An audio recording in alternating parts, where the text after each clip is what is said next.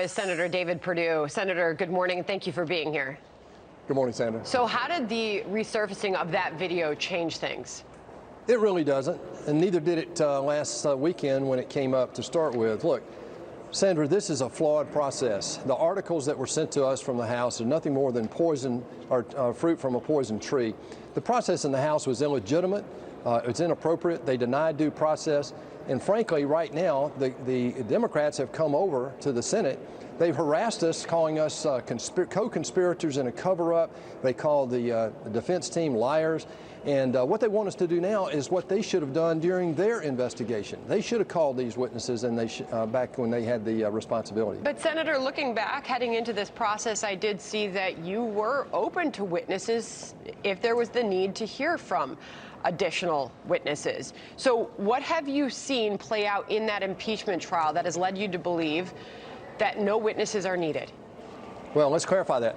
What I said was any witnesses that are already in the record, there's 17 witnesses that the House called, they haven't even requested any of those witnesses. And so my view is if we wanted to clarify something from an existing witness, that's fine. There's no they've already done depositions and so forth. What I'm saying is we can't go outside the scope of what we've been given. Our charge in the Senate is to rule on the articles that have been brought to us. These two articles, as we've heard over and over this week after 8 scintillating days here, is that the articles are not impeachable. And more than that, the House managers have not proven their case. So when it comes to the votes that are needed to block calling additional witnesses in this trial, do you believe that Republicans have that? Well, I'm optimistic. I mean, it's the right thing to do. It's a bad precedent because what happens if we fall into that Pandora's box, Sandra, we could set a precedent for future impeachments where impeachments are initiated in the House with very little investigation. They're sent over to the Senate in a rush form, just like they have been here. And then we're required, under this president, to call witnesses and so forth. There's a reason the founders didn't want that. They wanted the investigation to be done in the House because they could do it in committee without shutting the House down. In the Senate, under an impeachment process, as you can see from the last 8 days, we can't do anything else. It totally shuts the Senate down, and that's what this is about. Chuck Schumer wants to shut the Senate down because this is about the Senate majority and getting the White House in 2020. We are going to hear from Chuck Schumer in a couple hours from now. He's going to be holding a press conference, so we will see what he's saying this morning. Meanwhile, it wasn't just that John Bolton video. It was also an Adam Schiff video, who is lead impeachment manager now. It's a video from May 2005, and after it resurfaced, the president is now claiming game over. Let's listen to that together. Particularly given the history where we've had the politicization of intelligence over WMD, why we would pick someone who the very same issue has been raised repeatedly, and that is John Bolton's politicization of the intelligence he got on Cuba and on other issues. Why would we want someone with that lack of credibility? I can't understand. So then it was a lack of credibility, and now he is declaring him not only a believable and important, but an extremely relevant witness in this trial. Senator, that's just the latest example of the total hypocrisy we hear from the House.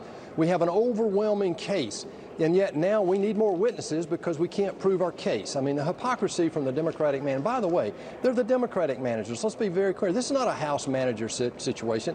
This is not a bipartisan effort coming out of the House, which the founders warned us about. Alexander Hamilton talked about it repeatedly. This needs to be an extreme case. It needs to be bipartisan, and the House has just not done it that way. Your colleague, Senator Van Hollen, Chris Van Hollen, he believes that it is impossible not to summon John Bolton to testify in this trial. And he put this tweet out. I'll get your reaction, Senator. On Friday, I plan to offer a motion that will require Chief Justice John Roberts to, 1, subpoena witnesses and documents if he determines that they are relevant, 2, rule on any claims of executive privilege in order to expedite the trial. To that, you say what? Well, the judge is not going to do that. But more importantly, it's another attempt to prevaricate and to throw confusion into the process. This is very simple.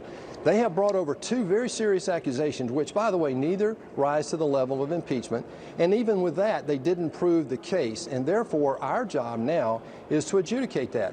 We don't need any more information to make a ruling on the 2 articles of impeachment that have been brought to us, period. Senator Barrasso says, I'm ready to vote on final judgment. Do you believe Republicans are planning to move directly to vote on these 2 articles of impeachment as soon as tomorrow, Senator? Final thoughts? Well, I sure hope so. We're working hard to make it that way. Look, this is shutting the Senate down. We've heard all the evidence now. It's become very repetitive, as you could see last night. It's time to move to a vote on acquittal as soon as possible. Senator David Perdue of Georgia, appreciate your time. Thank you, sir. Thank you.